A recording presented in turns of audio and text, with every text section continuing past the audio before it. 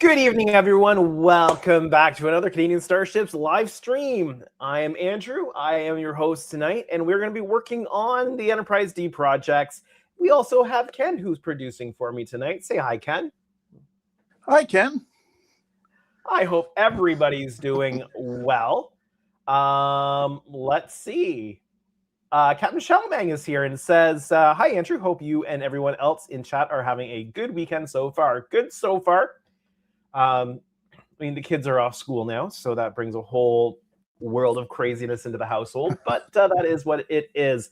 And I don't know whether you're seeing it or not tonight. I've rebooted my streaming software, but my camera just seems a little bit jittery tonight, but hopefully things will smooth out with that as we get going. I mean, I do have a lot of things coming into my streaming software. I've got, let's see, I've got this view. I've got this view. I've also got this view. Hello. And of course, I've got my face cam. So I don't know if it's just a lot of stuff coming in or what, but hopefully that'll all smooth out as we go. We've got Hobby Time 2098 saying hi, guys. That's Gordon. Welcome, Gordon. Gordon. We've got Heavy Mete models. Heavy Mete models. I'm not sure if I got that right, but welcome, says hi, Andrew and Ken. Cosmic Quest Hobbies is here saying evening. Oh, we've got, it's Trent.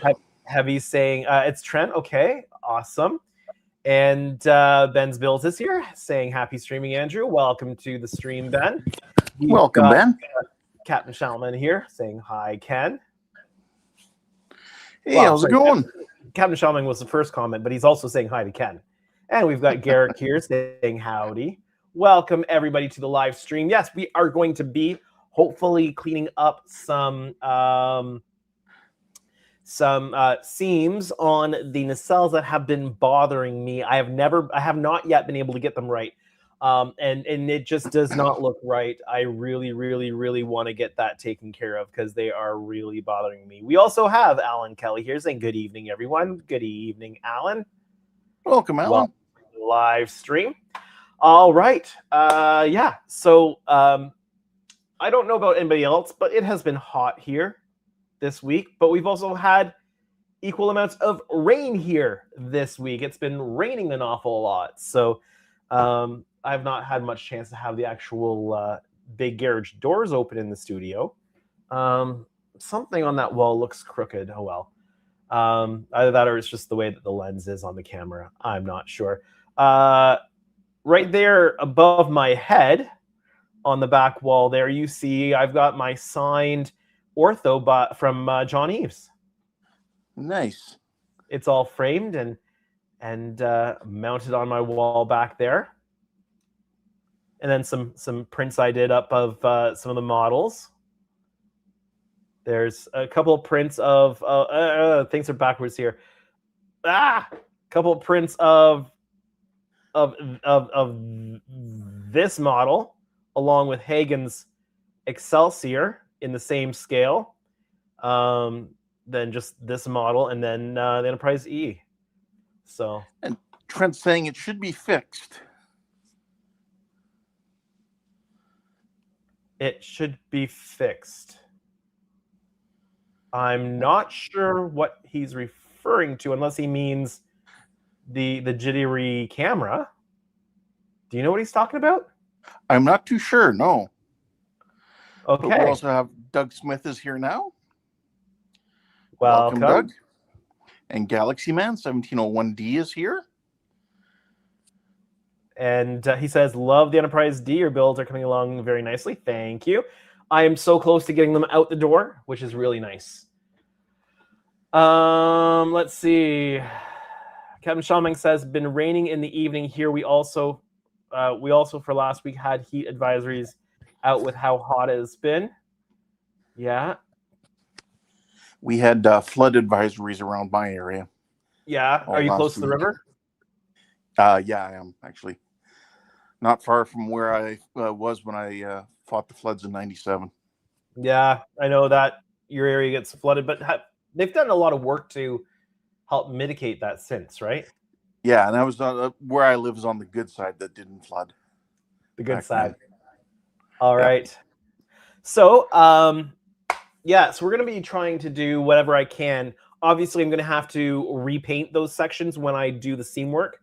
That's not going to be too much of a problem. It's just the two colors in that section. So I will reprime it with the, just with the French blue, the French blue. And then I'll lay down the secondary color over top. It's just going to be a matter of trying to get these things as good as I can get them, because I just don't like how they look. If you've seen the thumbnail for the live stream, you'll see what that seam looks like. We're going to lose the decal there, but I've got loads of extra decals for those pinstripes, so that's not going to be a big deal at all. Actually, we'll try to remove those decals before we get started. So we've got the other Ben here saying sup all. And Ken's model shop is here as well. Yeah, saying, hey, Andrew, welcome to the live stream. So tonight, I don't have my tea Earl Grey hot, but I do have the finest organic suspension ever devised. So I am drinking my coffee tonight. Why? Because I made a pot of coffee earlier and I haven't finished it yet. So I'm not making a pot of tea when I have a perfectly good pot of coffee to... in my pot, I mean, I've got this thing here, so... Nice. Felix Herrera is here. He says hello. Welcome. Looks like we've got a good crew of people along for the ride tonight. Yeah, we're doing pretty good. Everybody's introducing himself. Yeah. Perfect. All right. So I'm going to try, and we're going to focus in on the first of these seams tonight. I'm going to try to move in a camera so that you guys can see what I'm working on. So give me a moment to get that kind of dialed in. Ken's model shop says he's also drinking coffee tonight.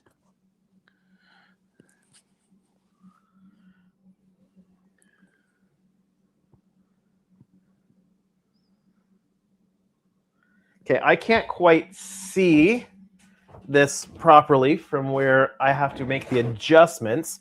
So I'm going to throw this camera feed live here, and you tell me when this section here is in focus, and I'll stop, okay? Okay, but I'm waiting for my new glasses next week, so... Oh. Actually, maybe I can see it here. No, now that I get on the big screen. Yeah, that's looking good now. There we go. And you can really see the copper on that. Yes, you can. As for the decal, are the decals, are they sealed in already? They have been, but that hasn't stopped me from accidentally removing a decal previously. Okay, because masking tape is normally really good for lifting decals. Well, let's give that a go. You can give it a slight detacking on your hand or something, and then not a lot, but just a little bit, and it can lift decals. Ken says it's looking awesome. Yeah, I did lose. So so one of these on the other nacelle, one of these little red lines, I did lose one of those when I was doing the copper.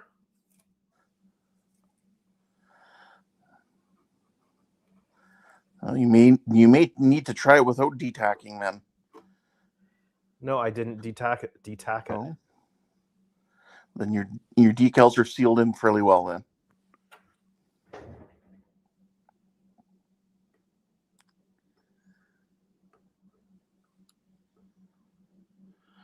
Paul Tackett is here. He says, greetings. Welcome, Paul.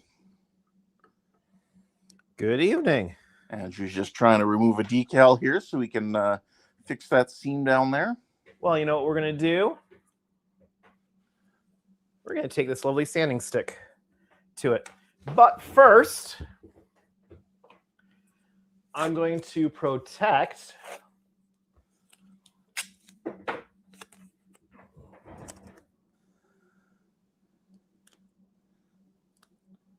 the chiller grill. And actually, I'm not going to use that tape. Jeff, who is Captain Charlemagne, says, "Gonna be back doing a little bit of painting on rib detail on my Enterprise C. Also got my decals on today as well. That's good to hear." And so that's on the Probert Enterprise C, correct? The original Ambassador class design. I mean, I like the Enterprise C, but I also sometimes wish they would have stuck with the original. But I get it. The original was probably too difficult to build under the constraints that they had for the show. So, and if you ever need to do touch-up painting as well, other than masking, Post-it notes work really well if you have decals laid down. Sorry, what does? Post-it notes, because they're not too tacky. They shouldn't lift your decals up unless they're super loose. Just so you know your head's completely in the way.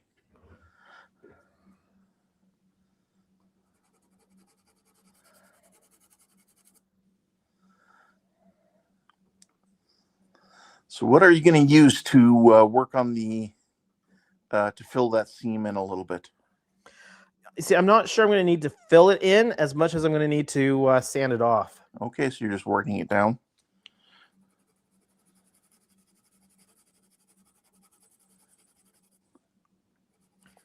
So I had the idea about using these sanding sticks that I picked up. Yep. And I thought that it might just kind of do the job here, where other things haven't quite done it.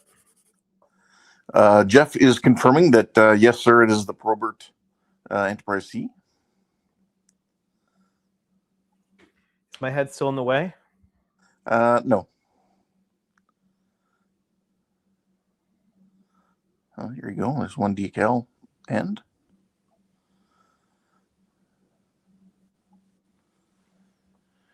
Ben Spratling says, Adam Savage had a great look at the Enterprise C and a discussion about Greg Jean's model building economy for TV on the Tested channel a few months ago.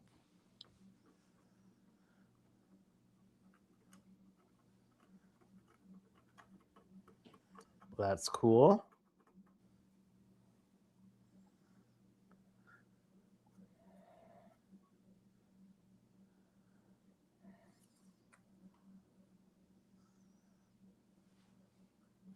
And Howard's here. Howard says, as he is sanding, I can hear like a rubber scraping. Oh, can you?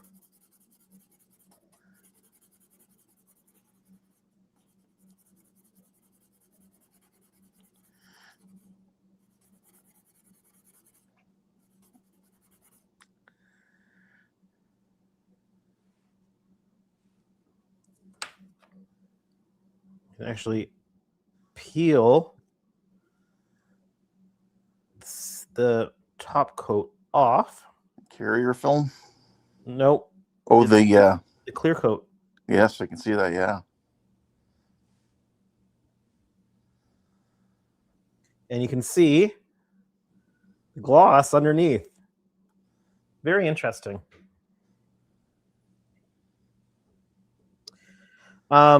I will say I've learned an awful lot building this model, as hopefully you do in every model build you do. And there are some adjustments to the methods I've been using on some things, particularly the wiring and lighting, that will be incorporated into the Excelsior/Enterprise B. Okay. Which also reminds me that I'll need to let you know to get 2 types of addressable LEDs. All right, then. Just send me a link in Discord. Yep. And I'll know which ones to get. You know what? I'm thinking this sanding stick really has done the trick. Well, that's good. The tricky part's going to be the inside one. Is it just on the one nacelle or is it on both nacelles? All four sides. Okay. So you can see all the work I've done. Yeah. Previously showing up here. It's just that I never was able to get it to smooth out the way that it needed to be. Right. But these are relatively new sanding sticks that I've picked up, and I just had a thought. You know what? I wonder if the multiple, because they've got multiple grades of grit on them. There's Right. 4 grades on each one. I'm only using the side that has the 2 finest. And I thought, you know what, these might actually do the trick there. Howard says, as he is standing, I can. Oh, you already read that one. And then he says, why 2 types of LEDs? I will explain why 2 types of LEDs. That's a very good question. So I used all RGB addressable LEDs in this. And that's great. They work great. They do all the colors of the rainbow, and they will do white. However, when they do white, they have to run all 3 color chips pretty much almost at full in order to get the white. And that becomes quite the power hog. So there are, before I do this, I forgot to tape off that other chiller. I'll do that. So when I'm running all of the LEDs for the windows in this thing, it's quite the power hog because it's running 3 chips for every white LED. And so with all of the LEDs in there, the gauge of wiring and everything, what tends to happen is that the window lights, which on this model is not a bad thing, they go a bit blue. And they don't quite come out the white I was hoping for. But if you look at the studio model, the window lights are have a bit of a blue tinge to them. So that's great. It's actually by accident doing what it probably should anyway. But on the next models, what I will use for the windows, and only for anything that is a white light, I will use the RGBWs. So they not only have the 4 color chips on them, the 3 color chips on them, but they have a 4th chip, which is the white. And they can do the white light because they have the dedicated white chip. They can do the white light at a much less expensive power cost. Alan Kelly is asking or saying, I like the scribing in front of the chillers that surround the clear part. Did you add these details? If you're talking about that area there, no, that is part of the model as it comes. They made it with those details.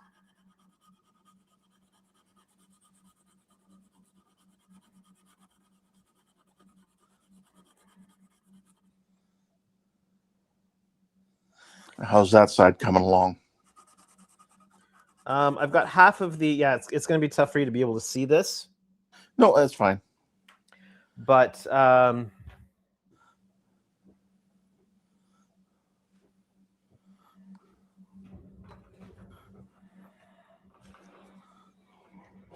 Alan Kelly says that's a very nice look with those details added in there. Yeah.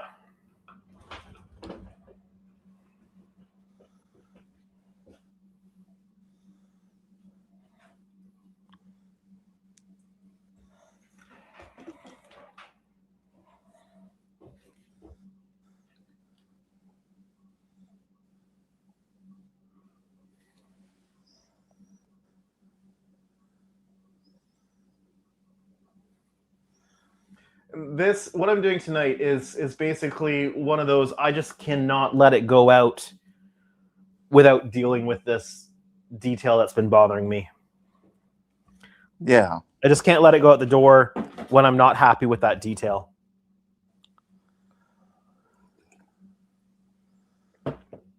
So I'm needing to try to do my very best to fix it. Let me. I've still got that congestion sitting in my chest ever since Wonderfest. That's been going on for a while then. Yep.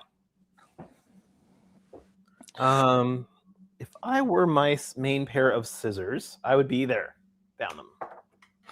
Howard is saying, okay, so the RGBW you're just using in place where the windows are going to be, and the other ones that don't have the W, say, in the cells and places where windows aren't necessarily needed to be lit up. No. So RGBWs with the white chip where I need white light. So anywhere on the model where I need white light. So that's mostly the windows, right? And on the Enterprise B, every window will have the potential to be lit, but not every window will always be lit. Right. Because we're going to be doing that dynamically with the lighting system. So any of the areas that require color, if you use, you're going to get a much better color if you use the RGBs without the white. But then for every area where you're using white light, you'll get a much better white and power consumption if you use the RGBWs. You still have, with the RGBWs, the RGB portion of it, which means you can still do red alert mode, you can still do Borg invasion mode, all those nice things. But when you're using the white, you can get a much cleaner white and a much better power consumption. Yeah, a slight bit of a freeze there, but you're going good now. Paul says, use a mirror to show the interior. Sorry, what was that? He said, use a mirror to show the interior. I guess, like, if you had a mirror to show us instead of turning the whole model like you did. Yeah. The next time I build a large-scale Enterprise D, the area behind the shuttle bay, the main shuttle bay, I'm going to open that up the same way that they did with the studio model, and I'm going to create a mounting point there so that I can mount the ship to a post upside down. Right. And there we go. I've got the rest of that decal off. Paul's asking what caused the issue. That I'm fixing right now. I would assume that's what he means. Kit design. Okay. I'm thinking that on the version 2, based on what I've seen with the 1000 scale, looks like they're probably fixing that, because they've, instead of just being flimsy sides, they've actually created a light block wall in here which holds these sides properly in place. Right. So, because these were a big pain to get lined up and deal with. Yes, I remember you going through all that. Paul's also concerned about your health there. He's saying you should go see a doctor. The cough is lasting too long. Yeah, I knowing what's caused it and having a good idea of what's going on, I'm not too concerned right now. But I have an appointment for other purposes coming up that if it's still an issue there, I will talk to them. And then Paul says RGBW will have a true white. Yep.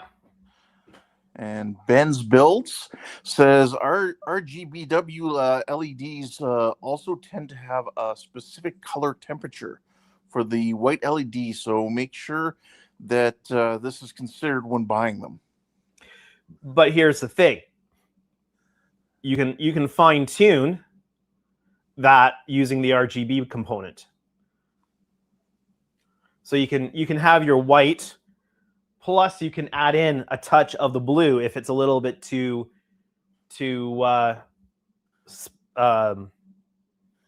yellow, like if it's too warm, I should say. Sorry. Or if it's a little bit too cool, you can add in a bit of the other colors. So that is a good aspect to them.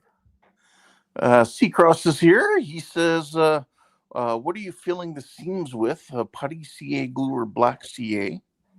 I am not needing to fill these. These have been previously filled. It's just that I have not, the other methods I was using, I've not been able to get a good surface on them. But I'm using some different sanding tools that seem to be doing the trick here. So it's just this is just refinement work that it's something I'm not happy with, and so I'm just going back and doing my best to make it as good as I can. They just never turned out well. So Howard's asking, I know this is something we spoke about last week. He says, I wonder how hard it would be to mount small LED screen in the shuttle bay and have it show the interior like people walking around or a shuttle sitting in there.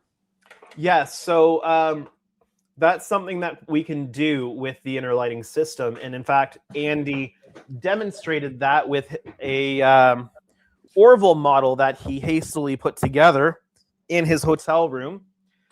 He put a small OLED screen in the Orville's shuttle bay in the back, and he used AI to generate a video, a looping video of the bay doors opening and people walking by. And just as an Easter egg, which you'd understand if you've watched the Orville, he included in the crew walking by Kermit the Frog.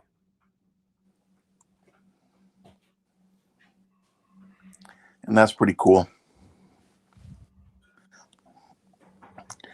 Because if you've seen this show, you've seen sitting on the captain's desk in his office there, he's got a Kermit the Frog.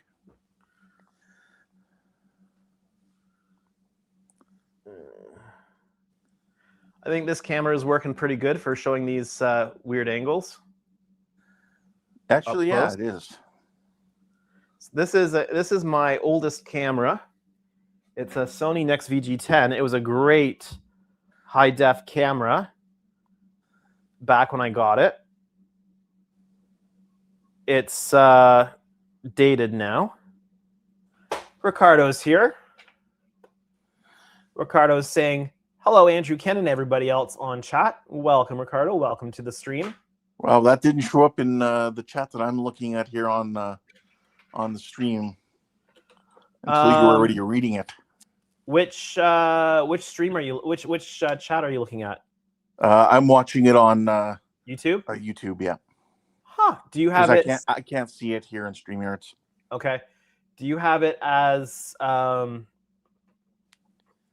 just gonna check my own stream here. Do you have it set as top chat or live chat? Live chat. Huh. No, that's the only time it's happened. I'm seeing it in YouTube. Well, I see it too, but it didn't show up until you were already reading it. Then it showed up. Oh, so it was a little bit of a delay then. Yeah. Okay, so it's there. It was just delayed. Got it. That I'm not worried about. Yeah. Okay. That looks like it's in focus. It is. There we go.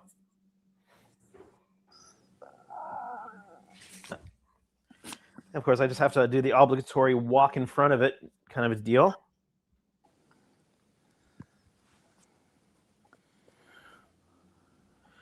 So I've got the first nacelle smoothed out, so I'm working on the second one here. Howard's asking me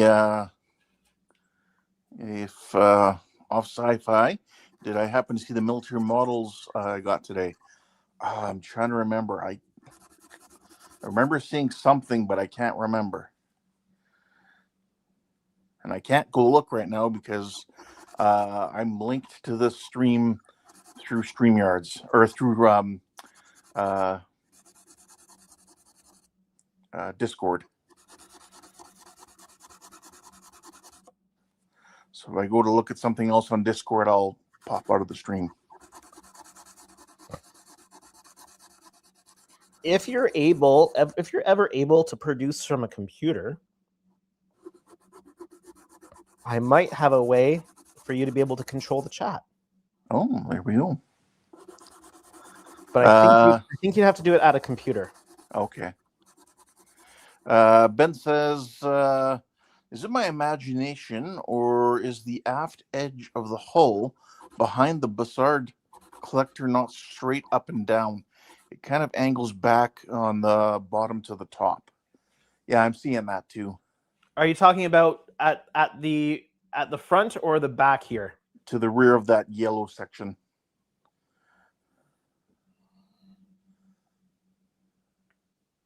Yeah, it's the nature of the kit. There's a little bit of wonky business, but keep in mind that these are only pressure fit on right now. Oh. So that's probably where the alignment's coming from. He says, like the yellow forward-looking vent thingy, have an extra row at the bottom compared to the top. Yeah. So this. If keep in mind that you're quite zoomed in here. But it's a little bit. These pieces are a little bit wonky. Again, it's there's not much I can do about that. It's the way the kit was designed, and they've changed that design element.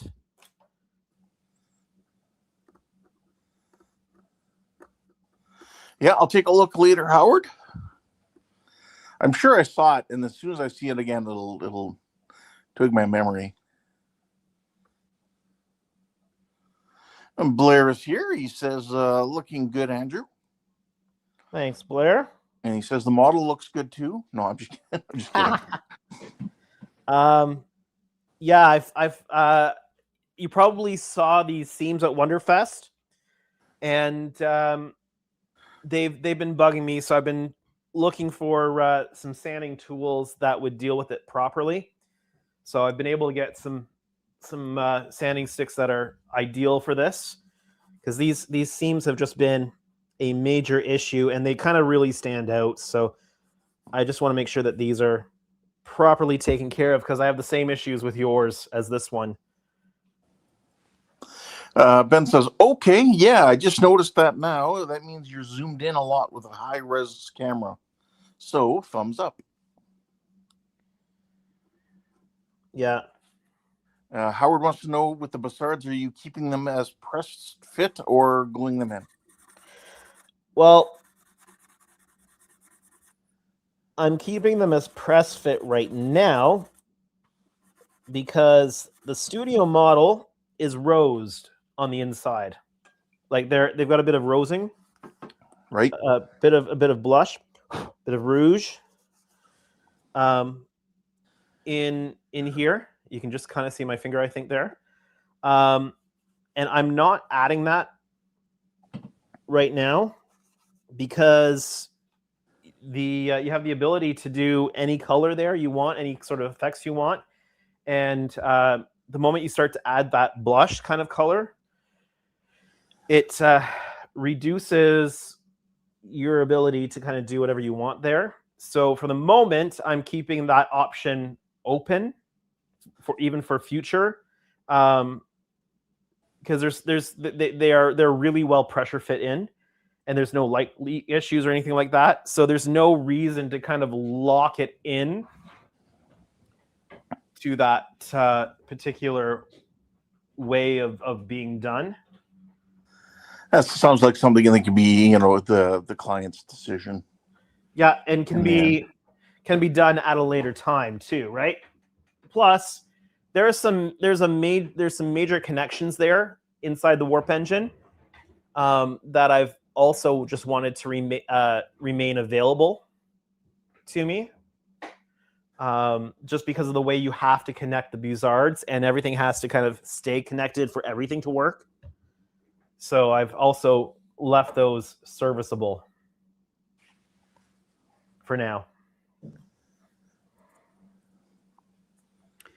Thing is if I didn't tell you that they were pressure fit on, I need to adjust this camera. Yes, I was waiting for you to do that. If I didn't tell you they were pressure fit on, you probably would never have known.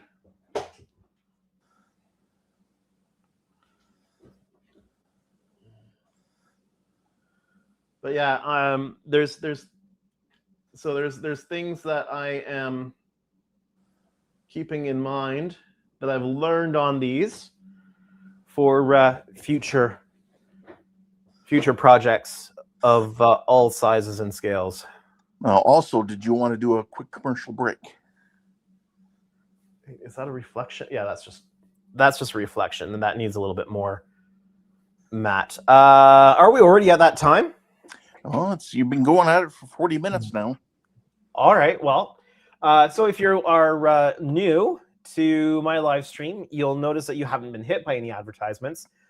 So what we do is only twice during the whole stream, we manually run an ad so that we keep YouTube happy, and we are not allowing ads to just randomly cut in when YouTube thinks that they should, so that you're not missing out on any content on our live stream. So let me go into my live stream. Nope, not there. My live stream portal dashboard. And we're just going to manually trigger commercial break. We're not going to do anything while it's running. You're not going to miss anything, so don't worry. And once you're back, it'll just keep going. So stand by for a commercial break. All right, that commercial break should be running. Yeah. I'm sure a lot of these people probably don't get the ads. Mm-hmm.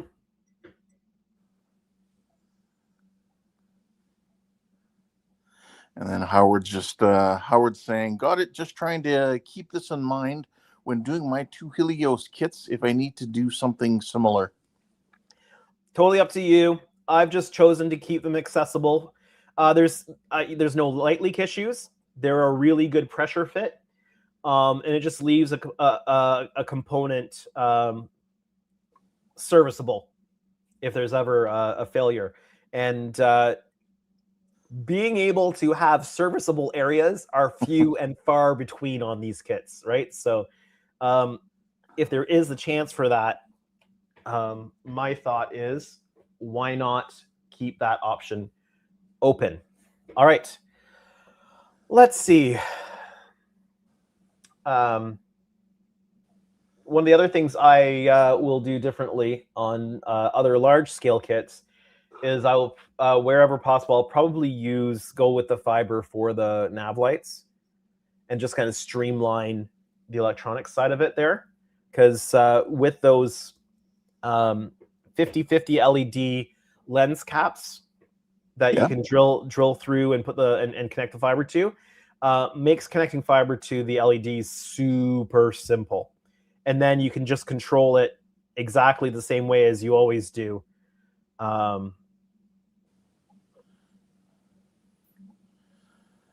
And Howard says, I missed it, the commercial break. He missed the commercial break. Ben's got a question. He says, Andrew, what command protocol are the addressable LEDs in the model? Example, 2812 or 6812? They are 2812. One moment.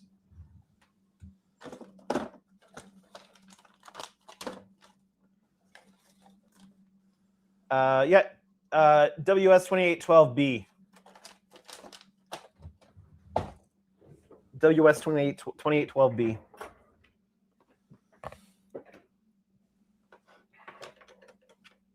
I'm pretty sure that you can use either protocol, but you just have to indicate which if it is, and you have to use the same protocol on your data chain. So when it comes to that's a good point. So on the B Excelsior, etc., when I do that and I use the RGBs for the color lights and the RGBWs for the white lights, those will be running on the separate data chains. So one data line will run the RGBWs, and one data chain will run the RGBs. And Ben says thanks. No problem. Okay. Now that everybody's back, we should be able to do this last one here. Wait, this is, yeah, okay. This is in frame.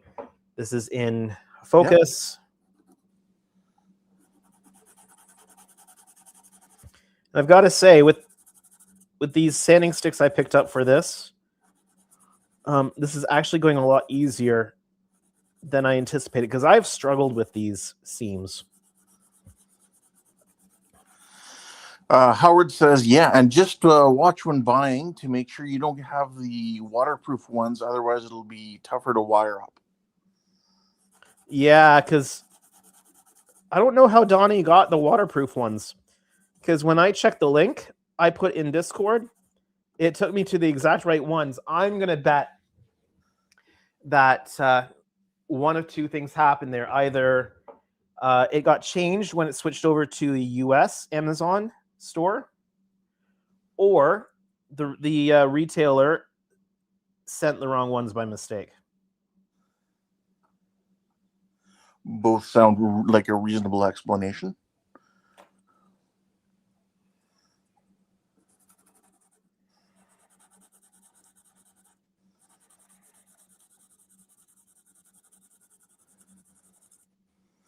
And Howard says Keith bought the same waterproof ones. Oh yeah, must have been then. Must have been the switchover between the Canadian Amazon, because the link is obviously from the Canadian Amazon, right? Right.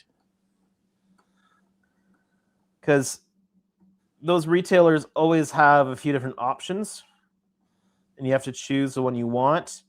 And even though I linked the ones I was using, which are not the waterproof, it might have defaulted to those as it was switching regions. You know, I've had the same thing happen when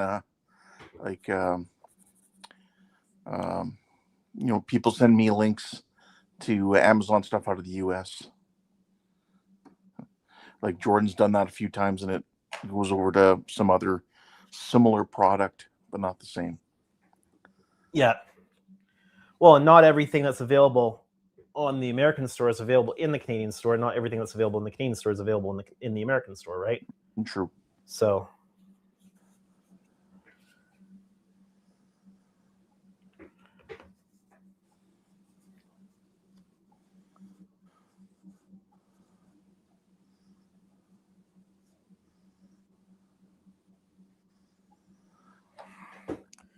So I'm not relying on the visual test to make sure these are smooth. I'm relying on the tactile. Yes.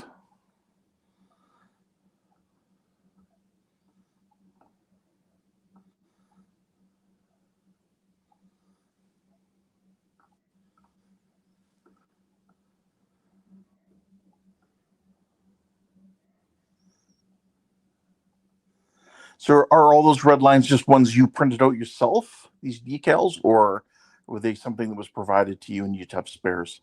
These are ones that were part of the sets I got from Keith at Cosmic Scale Models. Okay. And when Lou did the artwork, he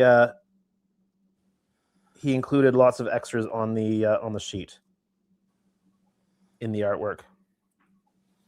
There Which you go, is so when somebody who's designing these aftermarket kits is a builder themselves, because they've included a bunch of extras because they know that you're probably going to need extras.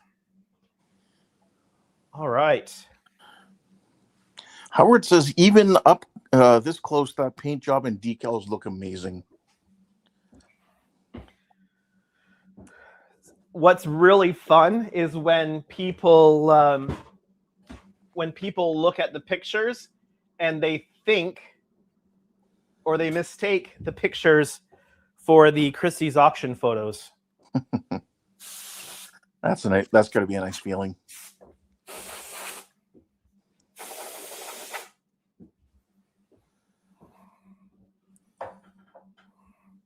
So those have come up. Oh, wrong way. Those have come up much better than I expected. Don't mind my hands around the lens. I'm just adjusting the camera there. So did the other ship have this issue as well? Yeah, it's a design issue with the kit. And have you addressed it on the other kit yet, or no? Not yet, so I've got to do that as well. I wanted to make sure that I was doing it on one kit before I do it on the other. Well, I want to make sure that let me rephrase this, because that's not what's coming out. It's hold on. Take two. I want to go through the process on one the entire way through before I do the other, because I want to make sure that it's all going to work properly. Because I'd rather only have to fix one if it doesn't work out right than fix both. That sounds smart. But the advantage Blair has is that everything is getting test run on this one first before it gets done on his. Right. So he gets the advantage there. All right, well, that has actually turned out much better than I expected. And so what we're going to do next is get it ready for repriming. I'm going to have my own little prime day. There you go. Now that Amazon's is now over. I did not buy anything on Prime Day. No, neither did I.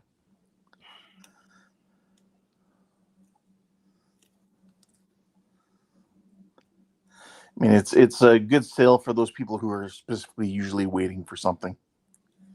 Mm-hmm.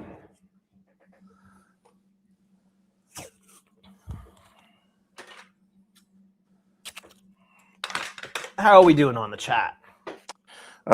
Just last thing was Howard again saying, even up this close, that paint job and decals look amazing.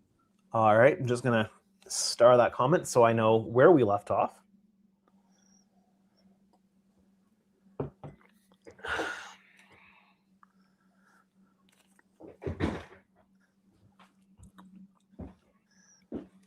Yeah, it would have been very handy if I could have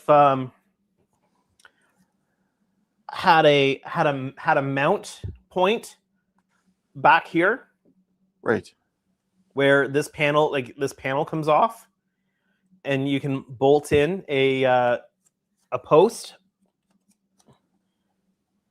Because one of the things that would allow, and I might have to touch up the yellow once I've done this. We'll see. One thing that would allow is if I could also, I would create a boltable post on the bottom as well, so it bolts directly to a metal structure inside. Yeah.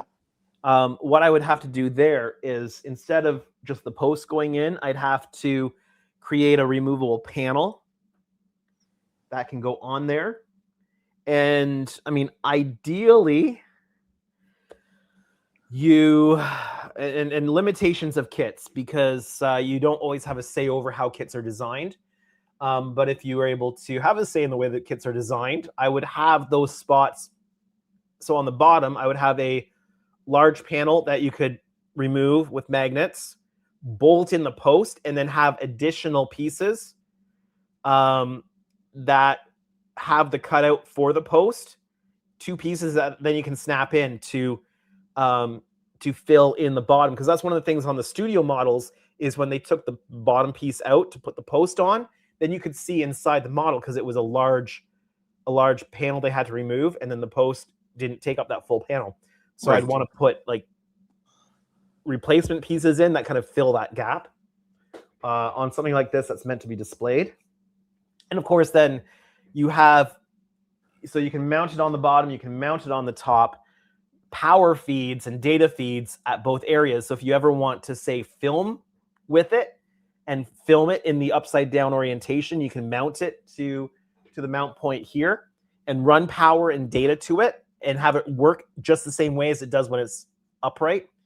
But one of the other things that allows you to do is to dual mount it from the bottom and the top and create a rig that then holds it sideways. So when you're doing some work, like some of the work, and you really want to be able to have it kind of like on its side, you could do it, and it would be mounted from the bottom and the top at a 90-degree angle. So I'm not sure how that would work logistically in reality, but that's something that I will definitely want to try on a future build. The model, though, also has to lend itself to it, right? I'm not sure there's a location on the Enterprise B or the Excelsior that would allow me to do that on the top and then easily hide it. The advantage of this is if you look at the Enterprise D in Generations, you can see the panel lines on that. So it's technically canon to have those there.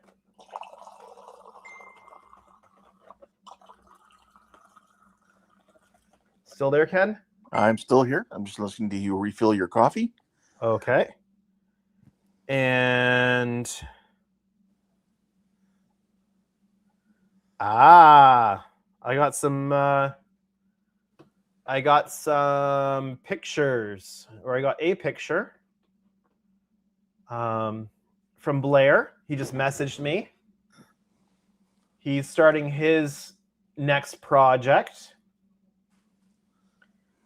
Let's see if you can identify this project from the pictures. Ben says, LOL, it's technically canon. Technically canon. I mean, if it shows up on screen, so it's got to be canon, right? Sure. Let me just throw this in my software here. Throw this up on screen. What is he building? Ah, yes. Do you want me to say or no? Or do you want the audience just to answer? Anybody guess? What is he building? I know exactly what that is.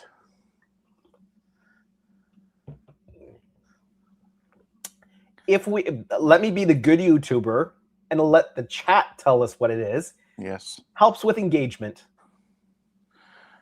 Howard says Jupiter 2. Nope. I'm assuming, I don't know if that's a serious answer. It is from Star Trek universe.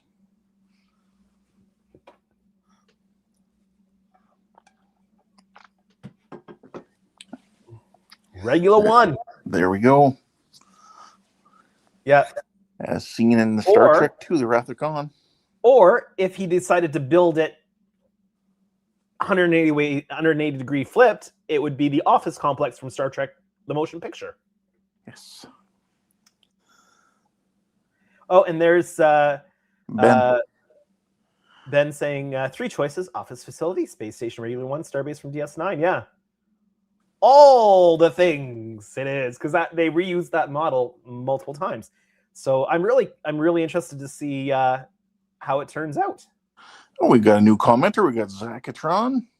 He also Welcome. says Space Lab Regular One. He said with Reliant and Enterprise nearby. Yep. In that same picture. He says equally.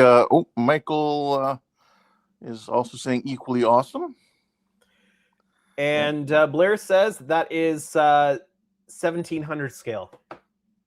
Nice. So there you go. Ken says Star Trek 2. Blair says pre-planning, mounting, wire routing, etc.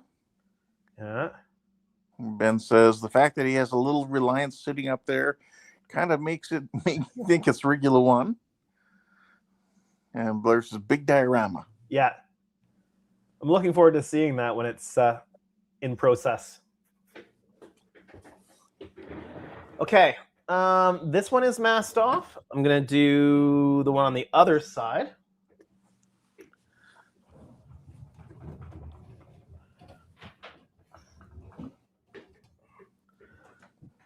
If you're building a large model, have a desk that's on wheels. It's going to make your life so much easier. Take it from me. Howard says, and you weren't supposed to notice those mounting points. It's not canon. Move along. Nothing to see here. Move along home.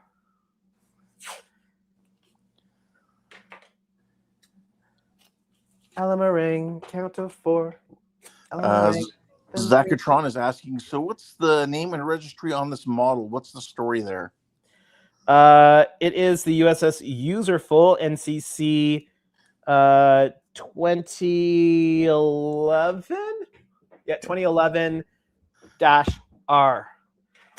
Really unlucky name lineage. If they're on the 18th namesake by the time the Galaxy class comes around.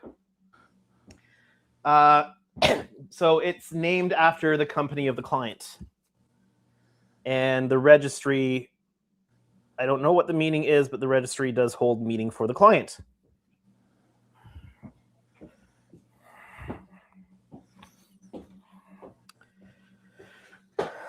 So that is what it is. Hope that answers your question there, Zach. I'm definitely going to need to touch up the yellow after this is done. That's okay. And then Ken's asking, I guess, Blair, can you light up the space station?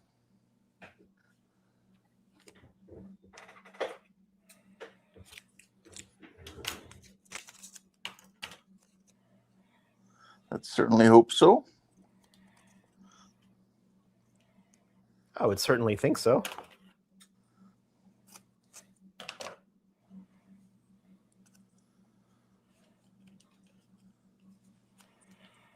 Zach says, pretty cool. Someone commissioned this for their company. Thanks for answering. Of course. And Blair says, in regards to the regular one, yes, it will be lit.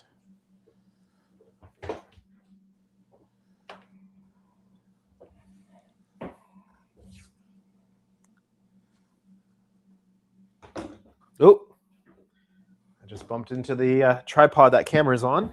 Earthquake.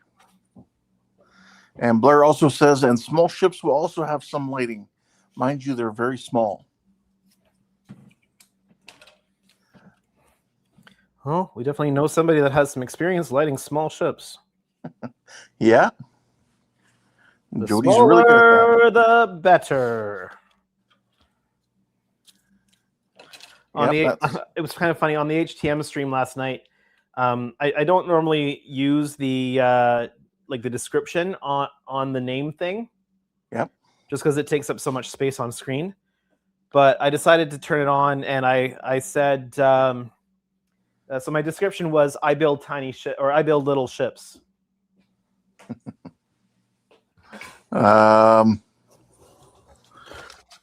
Howard says, you can do it, Blair. Just look at Jody. Yeah, exactly.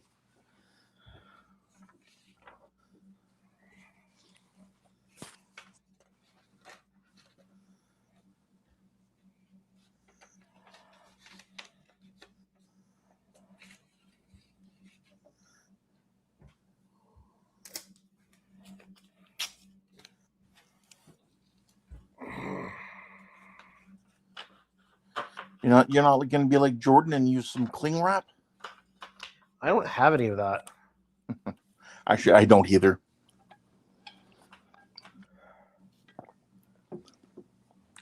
But I've got instructions for masks that I don't need anymore.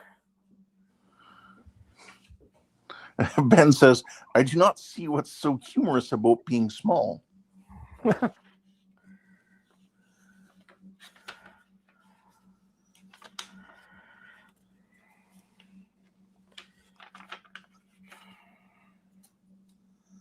And the rest of the ship you could probably just cover with a towel or something. Oh, my chair bumped into the camera tripod that time.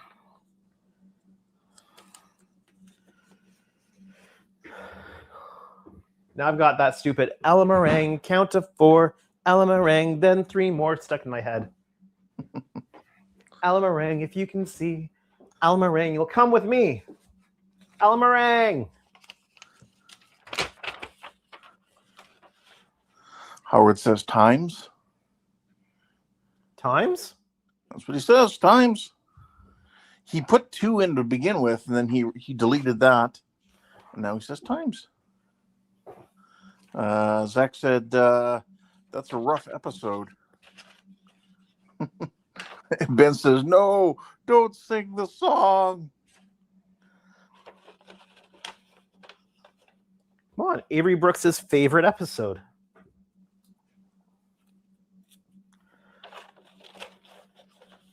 At which point you say, I don't think that word means what you think it means.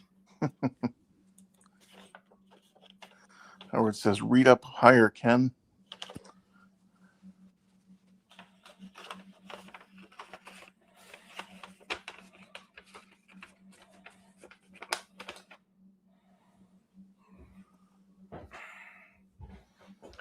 One day, I'd love to have a proper shop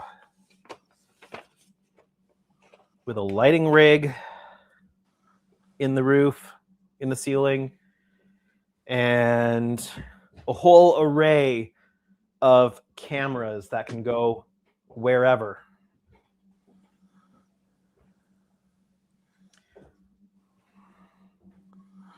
One day. We have Adam B is here. Adam B 3286. He says, "Oh, she's beautiful." Well, thank you. All right, I've got to run upstairs and to get some newsprint paper. So hopefully you can keep the chat entertained here while I run up and do that. All right then. So I'm not sure what you mean, Howard. You said read up higher, Ken? Something you said or something someone else said?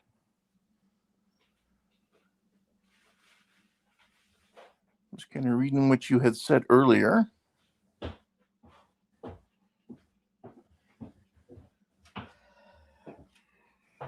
Yeah. I didn't end up having to run upstairs because I found my bin of newsprint I've just been reusing over and over and over again. So perfect. See, I'd reorganized my workspace, and so obviously I can't find anything.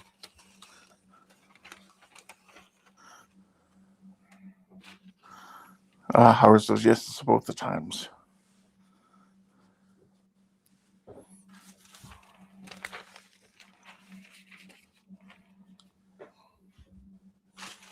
Let's see, it's 23 degrees outside.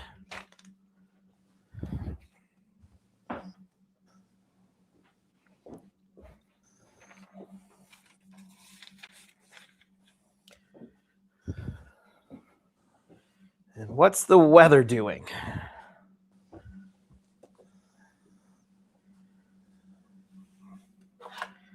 %60 humidity. Gross. Yeah.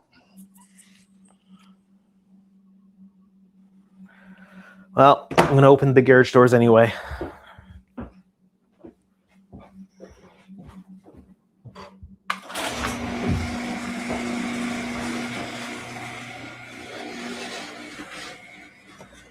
Yeah, The humidity here is 83%.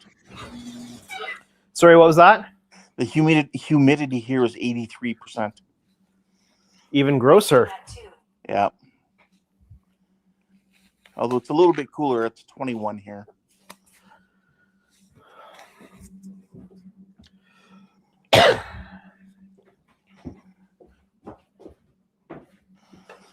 Howard says, unless it was YouTube blocked it, but it wasn't anything bad. Okay. I'm not sure what you were talking about, Howard. I don't recognize this song. Oh, Siri's going off for some reason.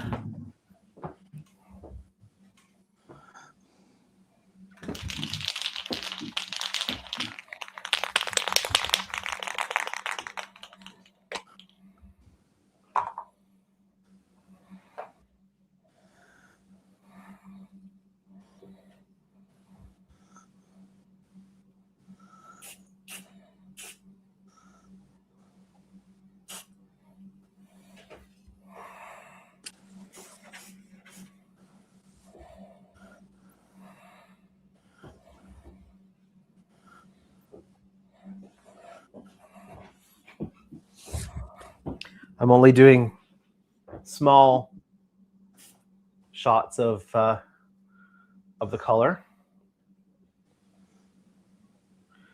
So we'll have to let that dry.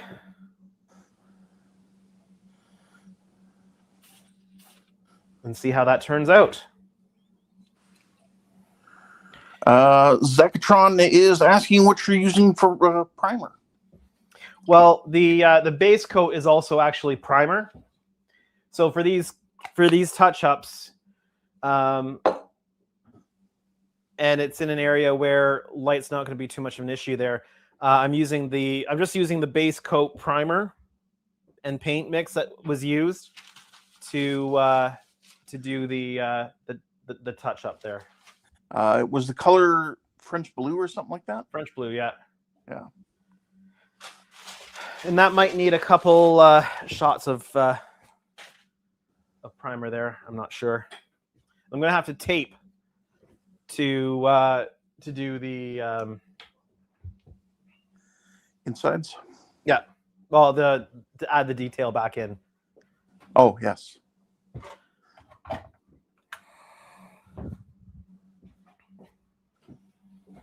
Okay. So I want that to dry up a little bit before I move it. So, do you like to move it? Move it? Pardon? Well, I'm just asking if you like to move it. Move it. Well, I'm going to want to move it out of the way so I can get the other one on the bench and do some work on the other one while that's fully drying, because I won't be able to do a second coat of it at all until sometime tomorrow if it needs a second coat. And so I want to be able to get some work done on Blair's there, because hopefully Blair's will be done in July.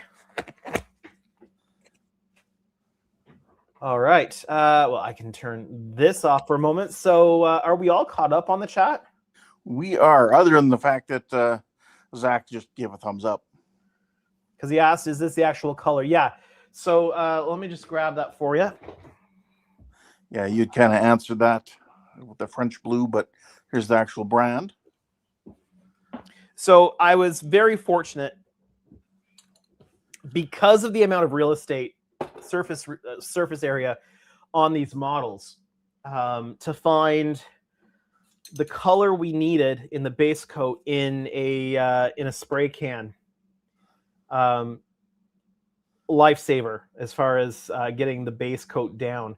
And it is the Rust-Oleum Painter's Touch 2X Ultra Cover. Sorry, I'm showing you the French side here. Yeah, Ultra Cover Paint plus Primer Satin French Blue. And the satin finish has a bit of a gloss to it. a sheen to it, but that's kicked down completely once the once the matte coat goes on. So yeah, so that will. I just want it to dry a little bit before I look at moving it. So is there anything the chat wants to talk about while we wait for this just to firm up for the next 5 minutes or so? Well, Zach says, awesome. This is a great resource. Thank you. No problem. A really great resource are all the photos of the studio model from Todd at myenterprised.com. He heard that the Enterprise D was on display, and I think it was something like 6 hours away, and he packed up his he just packed everything up and decided to drive the 6 hours to grab photographs of the studio model while it was available to take photos of. And he made it worth his while, with the amount of photos he took. Yeah. All right, what I'm going to do is I'm going to run a commercial break. And while I'm running the commercial break, I'm going to take the opportunity to close the garage door here. I just wanted it open for a little bit while I was spraying. And but I don't want it to get too overly humid in here. So I'm going to do that. I'm going to run the commercial break. Then we're going to do that. So stand by for a commercial break. And a bunch of noise as I try to close this door. This door has been temperamental. It's not been closing well.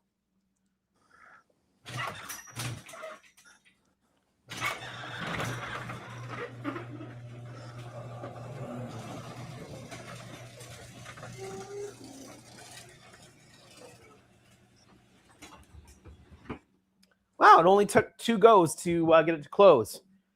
Well, there you go. Earlier today or yesterday, my wife took the kids out, and the bikes are stored in the garage here. And so she opened the door to get the bikes and stuff out, and so I was closing it after they left. It took me about 20 tries to get the garage door closed. It was not fun. All right. Howard's asking, so what is the base color for the Excelsior or NX-01? Well, they'd be different colors. The Excelsior is a bit more of that pearl white color, yeah. I think. Kind of like a white gray. I'm curious. I'd have to find out what color Hagen used on his Excelsior, because it looked pretty much spot on. I'd almost say an insignia white color, maybe. I don't know if it would be quite that warm, but probably in those ranges. But the whole thing is literally covered in all those panels, right? So let's see. Garrick says, I went to that site and couldn't find the photos of the D. Okay. My enterprise, I can't type, enterprised.com. Also, Howard was also wondering for the NX-01, because that's the other kit he has. What would you use for a base color on that? Yeah, metallic of some sort. Yeah, I do not know off the top of my head. I thought he posted the pictures of the studio model here, but maybe he didn't. I thought they were here. Are they just in Discord then, or? I don't know. I'd have to find out from Todd where he posted them.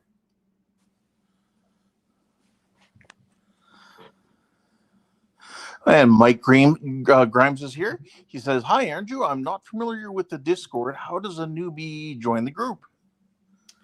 The HTM group. I can grab the link and pop it in the chat for you.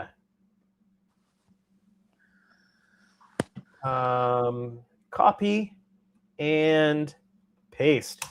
So if you join the Hobby Time Modelers Discord group, you're going to automatically be in the new section.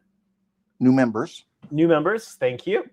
And just say hi, introduce yourself, Say what you build, and one of the admins will give you access to the rest of the Discord, which has a whole pile of channels in it.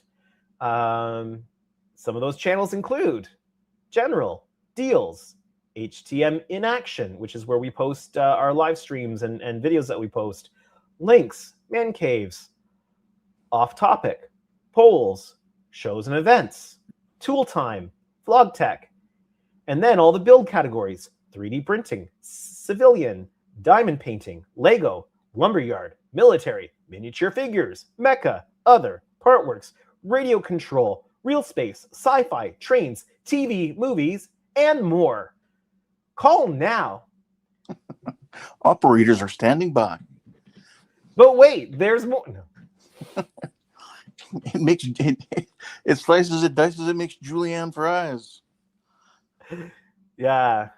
Power Ranger Donnie is here. He says, Canadian Starships, hello, Andrew and all. I hope everyone is well on this final Saturday of the month. Yes, Welcome. Unfortunately, final Saturday of the month. And technically, we're past the summer solstice, so the days are getting shorter, unfortunately.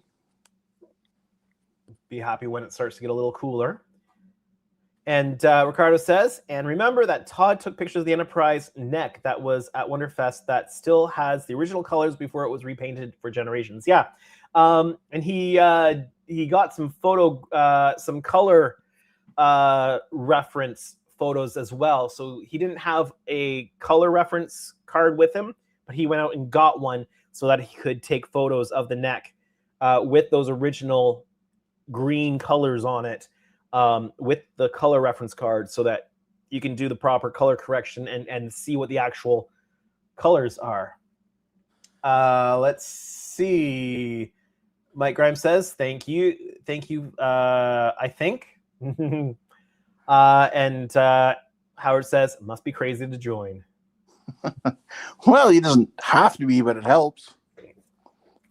All right, let's see. They might need another coat. But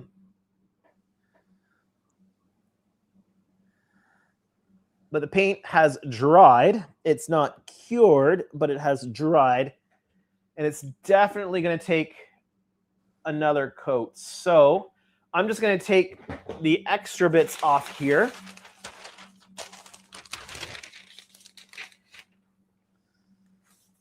And I'm going to transfer this to, let me just put this paper somewhere. I'm going to transfer this to the back bench so that I can get the other Enterprise D on. But I'm going to need to disconnect. Actually, let me take this stuff off here as well.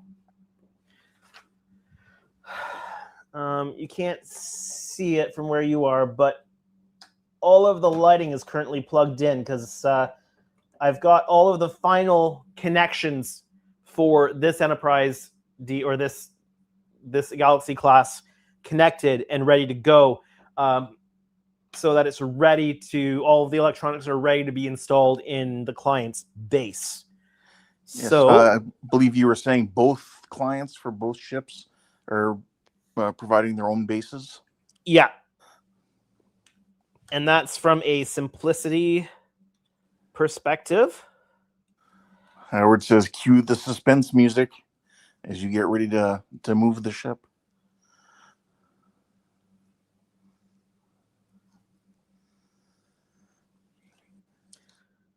Everything is color-coded, so you can't accidentally plug the wrong thing into the wrong cable. Oh, Mike, I can't go see you in new members yet because I'm here on the live stream, but I do see you did pop up in new members. I saw your introduction. Good to see you there. Let me have a quick look here. Whew. Says, hi, my name is Mike Grimes. I build mostly AMT and polar lights kits, consisting mostly of Star Trek models. Good job. I just put a deposit down on a 1000 scale Helios Enterprise D. Awesome. I've got one sitting over there that I'm not going to build. Okay, let's see. How do I do this? Yeah, just check back on Andrew's channel there, and you can see his review of the kit, or the unboxing, I guess.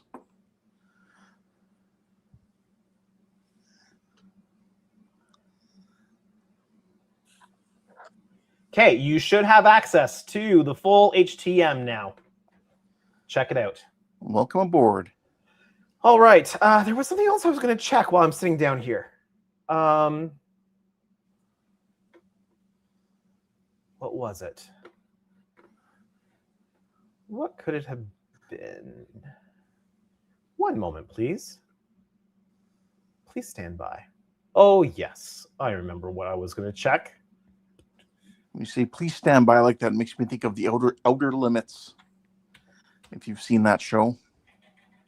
There you go. Some updates. Yeah. We have a new subscriber. Thank you to my new subscriber, whoever you may be. All right. One moment. Ken says, Andrew, I have a question for you. What type of vinyl cutter do you have? I have the Cameo 4. And I mean, at some point, someday, I'll probably upgrade. But for now, it does the job I need it to do. Yeah, the brand is Silhouette. Yes, Silhouette Cameo 4. There is a Silhouette Cameo 5 out now. I don't know if they even offer the 4 anymore. Yeah, I don't know Unless if you you can get the 4 anymore. But it does everything I need to do, at least at this point. So I will keep that until I need to upgrade. Yeah, and the 4 and the 5 use the same software. You can use the app. Yeah.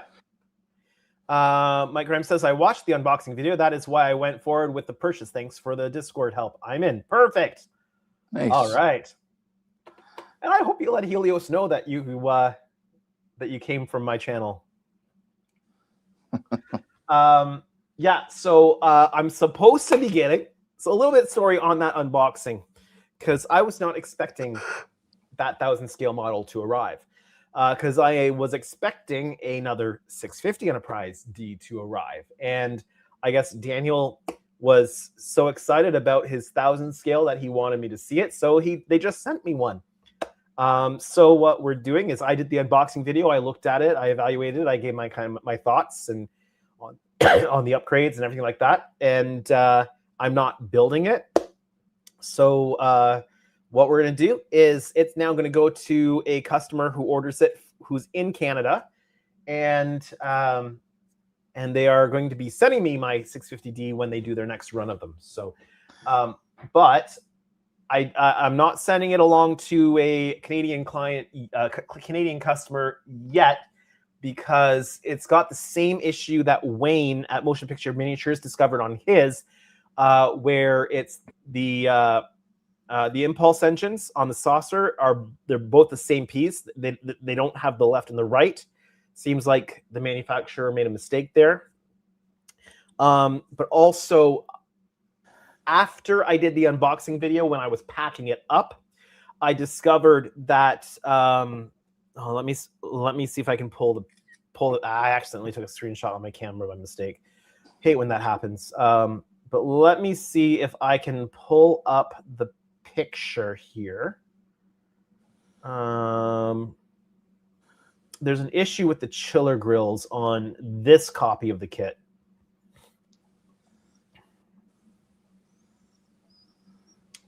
Where is it here?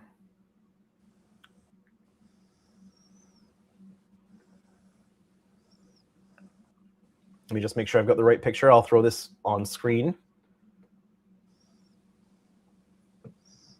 Okay. So I noticed this issue after I unboxed it. Yeah, you can see that some of the detail for the chiller grill ridges are missing. There's 2 sections missing there. So I've let them know. And so makes for some really wide channels there. Yeah, so Daniel's having replacement parts sent and sent to me to be replaced in the kit before it gets sent off to their customer. So I'm going to be hosting it here a little bit longer than I anticipated. But yeah, they might have just during the finishing process on the manufacturing, probably got they put them into a sanding tumbler, and it probably just got processed too much, and that detail was removed. So he's and there is one on the other side, the other pylon. I mean, sorry, the other nacelle as well. It's not quite as pronounced on the other one. It's actually not even worth showing the picture of the other one, but they will have to send out. Yeah, so kind of the same. They'll have to send out 2 replacement chiller grills, and people will want to kind of keep an eye on that, because if it's happened in one kit, it depending on how they did the bulk parts, if they were doing them all at the same time, then they might also have the same issue. So just something to be aware of. So the 2 issues you want to just be aware of is that they've provided the right impulse decks pieces for the starboard and port, and that your chiller grills aren't missing those details, because those would be pretty much impossible to add back in as once you're missing that detail. Yeah. All right, let's get the ship over onto the back bench. All right. Zachatron is asking, what kind of vinyl is good for painting masks? I typically will use the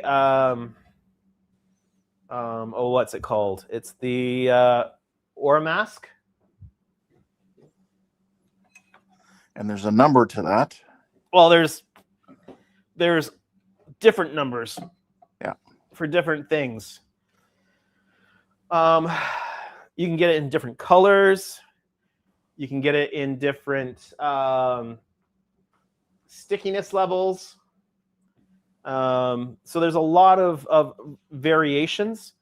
For Aztec masking, where is it here?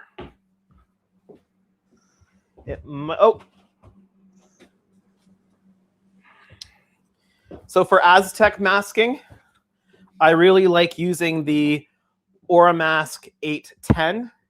It's this gray masking material. It is somewhat transparent. So when you're laying down, and I also use the transfer film I use. Let me grab that.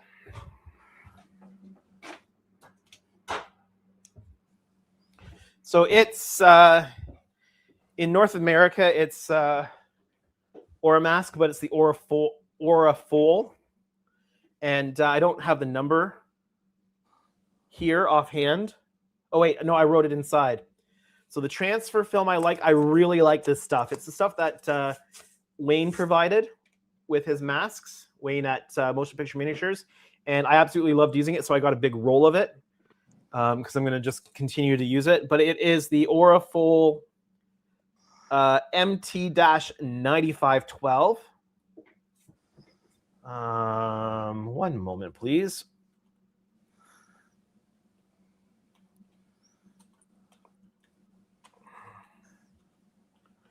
So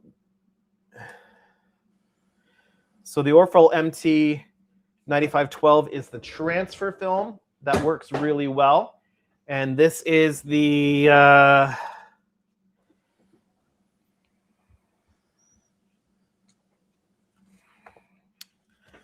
Aura Mask. We're getting a lot of chat in here. I'll catch you up here. I'm just writing. I'm just putting the product in the chat there. Okay. There you go. Ken says, okay, thank you. Mike Grimes says, thanks for the info. It's appreciated. Garrick says, do you remember what size that roller bench is?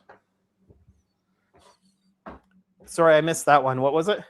Garrick is wanting to know if you remember what size that roller bench is. Do you want metric or imperial?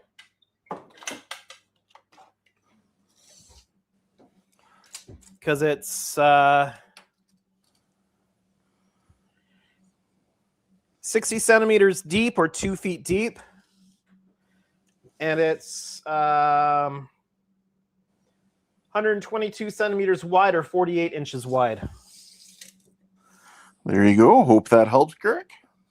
48 inches, I guess that's 4 feet, isn't it? Yes, that would be. Ben says, Cricket makes a stencil material, I think is they intended specifically for painting masking. I bought some. I haven't used it yet, thinking about using it to mask thin accent lines for my TNG warp core. I also use an awful lot of 3M blue. If you watched last week's episode, you'll see him doing that with the chiller grills. That wasn't last week. Oh, sorry. Last week was the electronics. The week before was the chiller grills. So this was fully masked. This was fully masked using 3M blue. All the Aztecs and all the pinstriping and stuff. Thinly cut 3M blue. And a lot of patience. Yeah. As Zach says, yes, that's so helpful when it comes to the telling about the aura full and aura mask. Garrick says you should make a list of supplies and put them in a pinned post on the Discord. And someday when I have time, I will do that.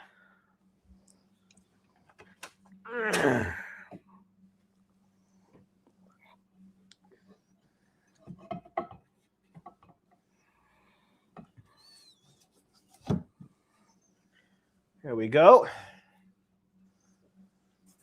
Time for this lovely lady to get some love.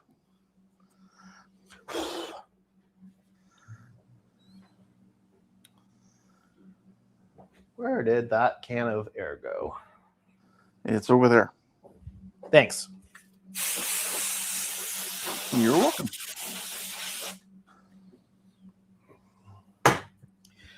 There we go. Okay. Now, are you able to set up the camera again?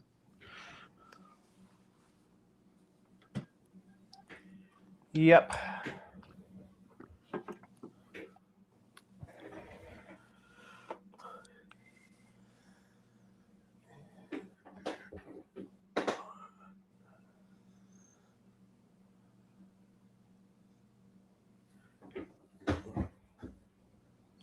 Let me focus in on the area I'm going to be working on there. And you get to see both of them together there.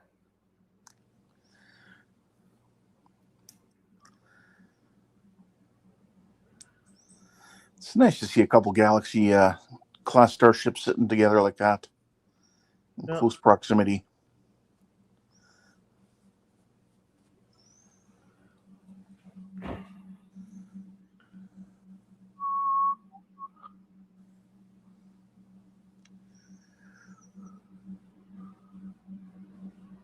One day I'll get a Blackmagic design camera in the shop here.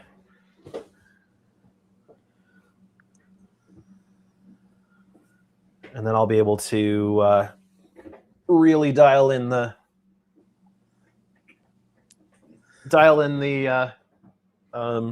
setting. all the camera things. All the settings. Things. Yeah. You know, exposure.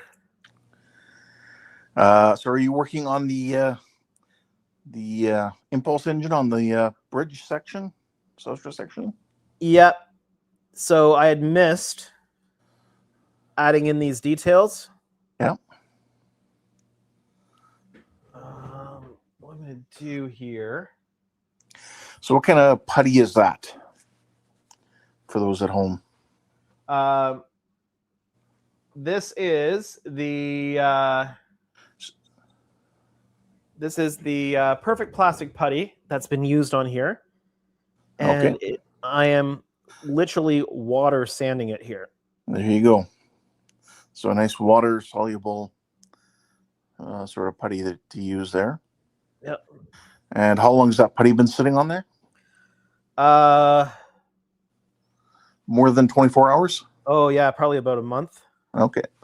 So you can see it's still reactivated by water even at that point. So that's good information to have.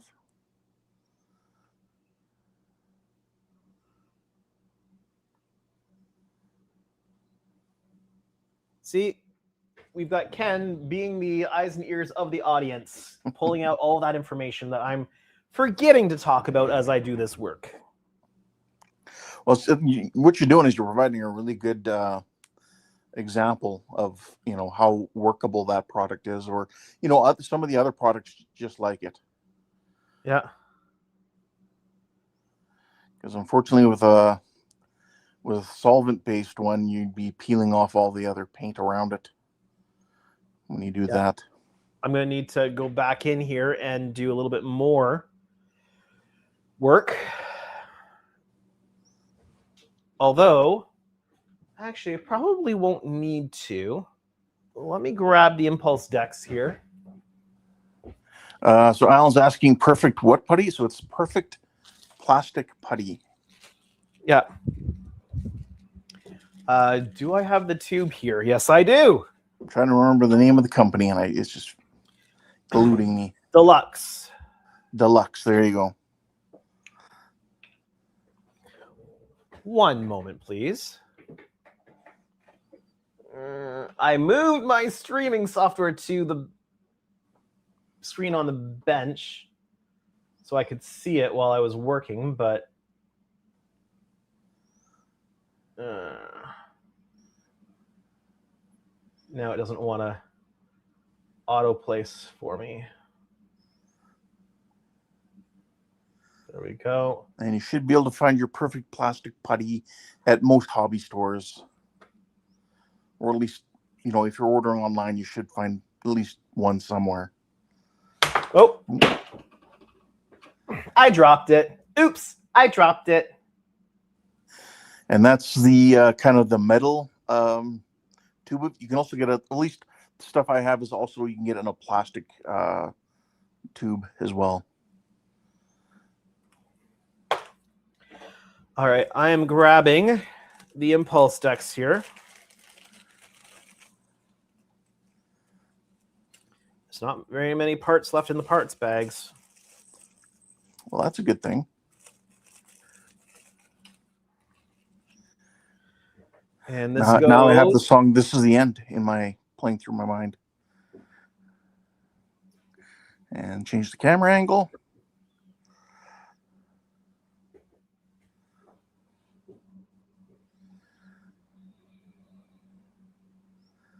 Now let me know if anybody else now has the song "This Is the End" playing in their head.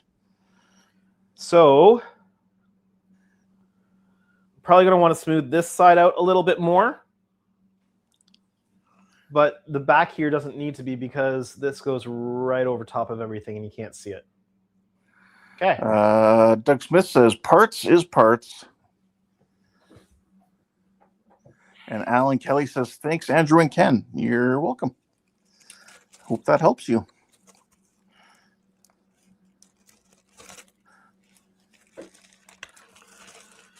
I mean, Vallejo or Vallejo, however you want to pronounce it, they make a water-based putty as well. Doesn't sand too well unless you let it sit for a very long time. Also, I'm trying to think who else. I think AK makes one. That's I didn't know AK made something like that. Yeah, AK, at least they did at one point. I have a tube of it and I've used it and it's okay. The number of times AK has been on the streams, he hasn't told us that he has any of those kind of products. Yes. Yeah. I'm talking about the AK paint makers. They also have a solvent-based one, so you got to make sure. I don't know if they even make the water-based one anymore, but I know they did.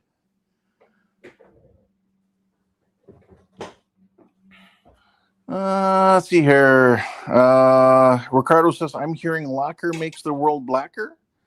The HDM song, LOL. Great, now that's in my head. Thanks, Ricardo.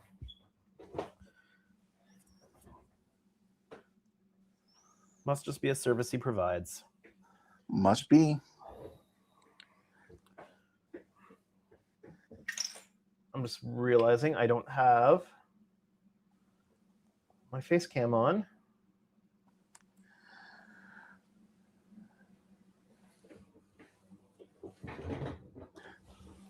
Let me fix that. There we go. I'm not finding my normal application tools here. Again, I've reorganized my shop, so sometimes I can't find stuff when I've reorganized. So I'm going to use the application tool I was born with. Alan says, off topic, is Tamiya's new mirror color paint available in the US? That's a good question. I don't know. Both Andrew and I are in Canada. Doug says, haven't seen the mirror paint yet. And Alan Kelly says, off topic, not of topic. Yes. Now I saw, who was it? Was it Viejo or AK as well? AK Interactive Studios or whatever. They just did a video. I think it was AK. They did a video on their new mirror paint.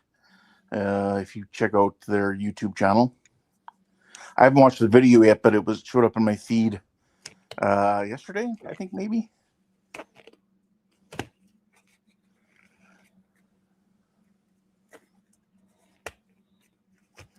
Ricardo says, I think you still need to order it from Japan.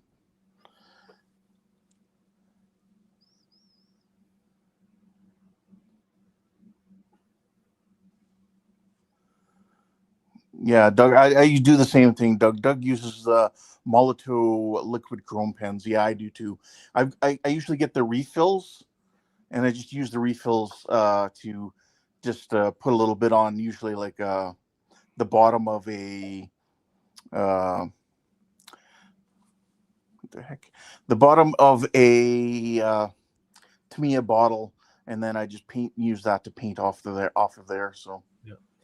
For anybody who missed the unboxing, here's a picture of the 1000 scale. Let me just turn my face off there for a moment. So here's a picture of the 1000 scale. You can see the light block wall on those nacelles, which once you secure those together should deal with some of those issues that we've had to deal with tonight on those seams. Should make the seam work a little bit easier.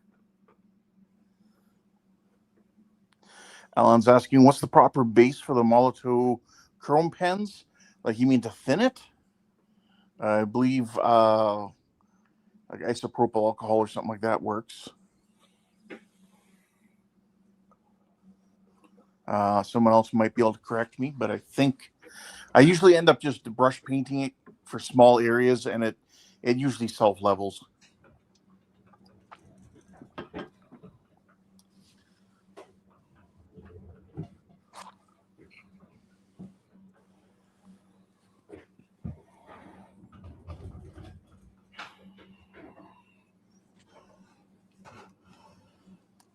Or do you mean what base color would you put underneath it? Generally, the Molotow doesn't need anything underneath it. Usually goes pretty good over pretty much any other paint. Whereas a lot of other paints, the metallics you spray, you usually want to do a black base if you want it reflective. On a side note, you can now see what the escape pods look like before the decals go down. Oh, there we go. They still look cool even like that, though. Ricardo says, I use Molotow pens, but where I live, I don't know if because heat or humidity. He says, but after some time it dulls out and it no longer looks like chrome. Oh, okay, that's interesting to know. Alan Kelly says, nope, not thinning. I've had bad results with those pens. Yeah, I don't know if you're familiar with Flory Models out of the UK. I know he airbrushed he was airbrushing the Molotov on when he did a big rig truck. Yeah, Doug says, I live in the desert. The southwest, the chrome is durable here. Yeah, and where I live in Canada, I've never had an issue with it being much further north. So again, I'm not sanding this with sandpaper or sand sticks or anything like that. I am gently smoothing it with water on a Q-tip. This stuff is brilliant.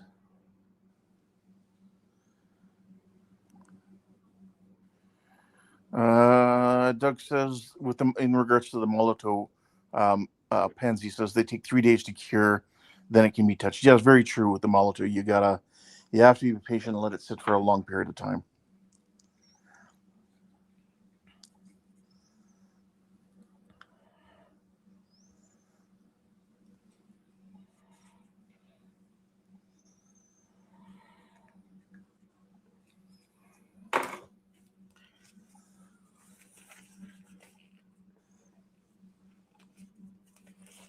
Oh, also, a improvement with the version 2 kits is that they provide the walls here now where it needs to be. And they do have openings in case you want to light your nacelles, but nacelles, your impulse engines on your saucer. But if you want to be accurate to the canon of the show, the saucer. Oh, you okay there, Ken? Yep. The saucer impulse engines never lit until saucer separation. So this model cannot separate due to the construction of the way the kit's designed.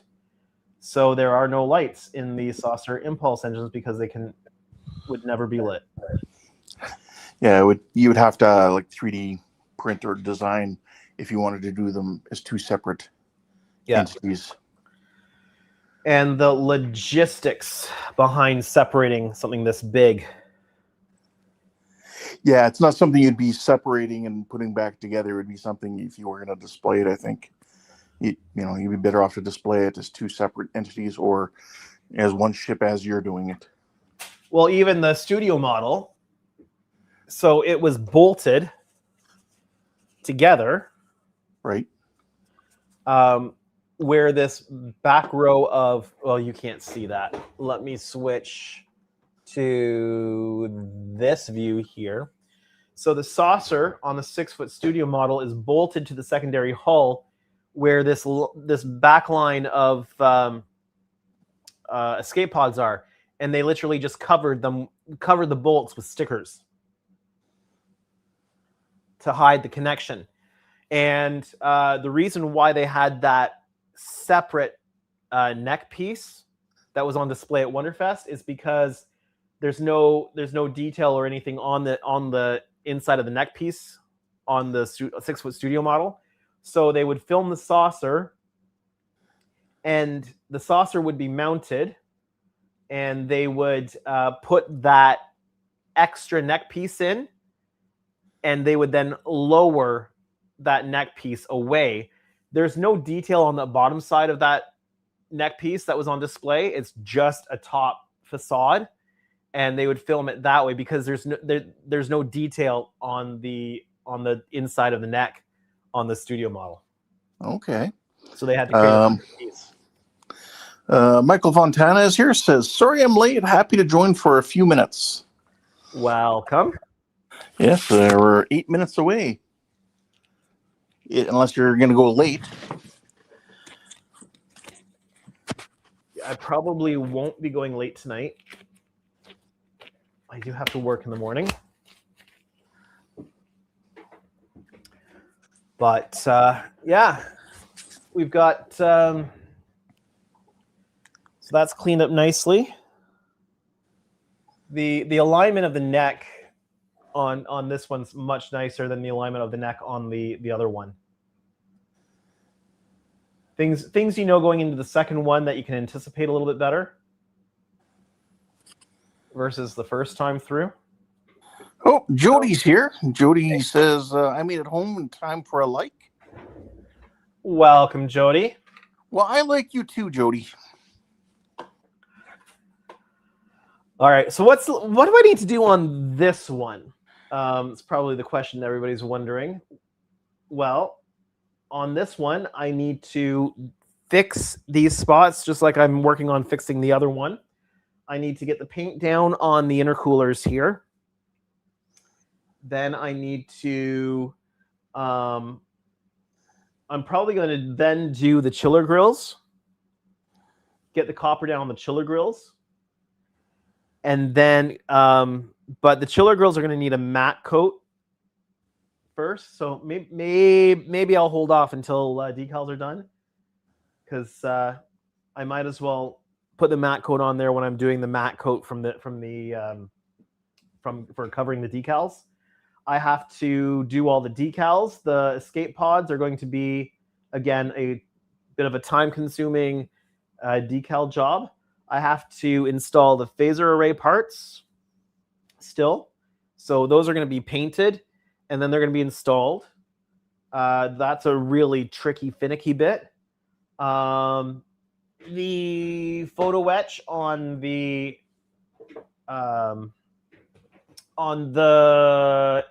main impulse engine needs to be painted and installed. The deflector dish needs to be painted and installed, but that's not going to be installed until the decals are done. And yeah, then she's pretty much ready to go as well. So I anticipate end of July for this one. Ricardo says it was super cool getting to see a piece of TNG history at Wonderfest. Yeah, in regards to that top of the neck. Very cool. Yeah.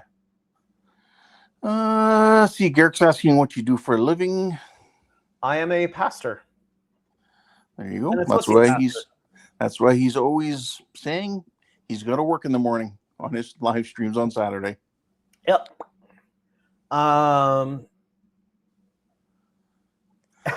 Jody says it seems to be looking great. Yeah, I picked up some sanding sticks that I thought would be perfect for fixing that seam.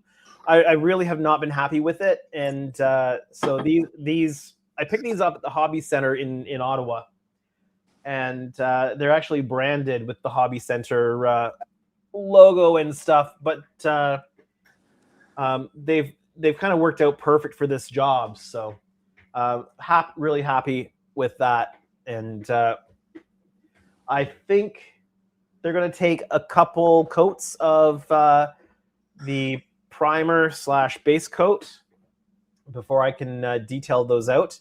But on that one, literally all I need to do is finish those seam repairs, get those decals on those seams back on,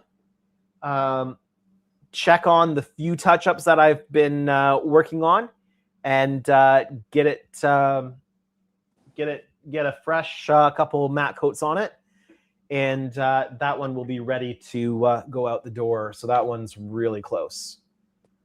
Ben says, thanks for the Q-tip and water tip for working with putty. Every time I use putty, it is a disaster. Yeah, but you have to have the right kind of putty to be able to do that. One of the other things that the Perfect Plastic Putty does, and actually we're going to be rolling up the stream here in a moment. So let me just go to Facecam now. One of the things you can do with the Perfect Plastic Putty, again, that's the Perfect Plastic Putty from Deluxe is the brand. Yes. And you can thin that down to almost a slurry consistency. And so when you have really fine seams, you can actually you can water that down into a slurry, and it'll be drawn into that seam. So that's really helpful for some of those very fine seams that we need to deal with on some of these models. And if need be, you can actually get yourself off of Amazon some syringes with the. I've got the ones with the non-pointy tipped syringe tips, I guess. Yeah. That aren't meant for injections. You can use that to get in. Once you've made that into a slurry, to inject it into very fine areas. It works really well. Yep. All right. Anybody else have any questions on any of the stuff that we've done tonight before we end the live stream tonight?